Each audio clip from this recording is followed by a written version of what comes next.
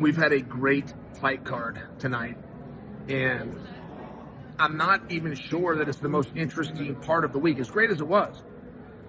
I mean, there was press conferences this week that got so hot they could melt airwaves. Sean Strickland and du Plessis all of a sudden just get into it with each other. And du Plessis showed up very well armed. Frankly, it's the best that I've ever seen him do. And Sean called him out on all the stuff you would think he would call him out for, right?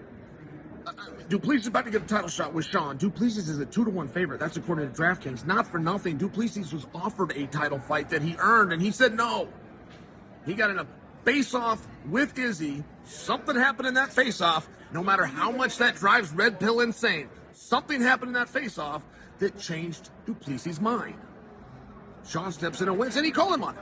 He just called him out on it. Said, hey, go ice your ankle. I don't even know what you're doing here. I beat the guy that you refused to even fight. Okay, fine.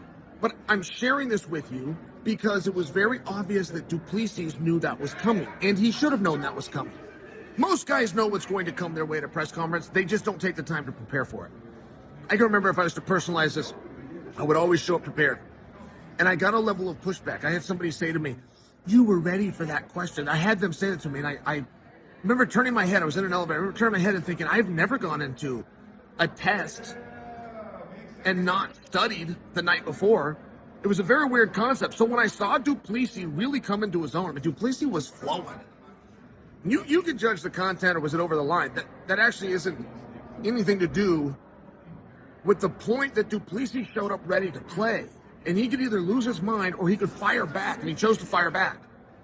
All right, great. So they're here tonight, and somehow they were separated by a row. Now that was a mistake. You got du Plessis in the third row. You got Strickland straight in front of him in the first row. So now you have one row in between. Great. Strickland turns around to address du Plessis. Whatever is said is said. I couldn't hear it. I've seen this 20 times and I saw it live. Can't hear it.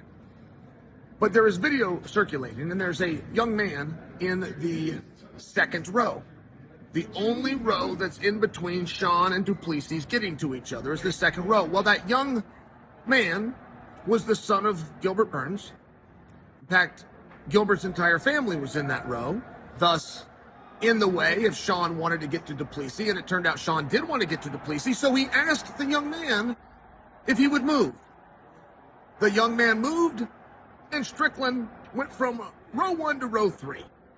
And I'm not celebrating these type things. These stories are going around. I even saw Errol Helwani weigh on it and say they almost came to blows. Oh, no, they came to blows.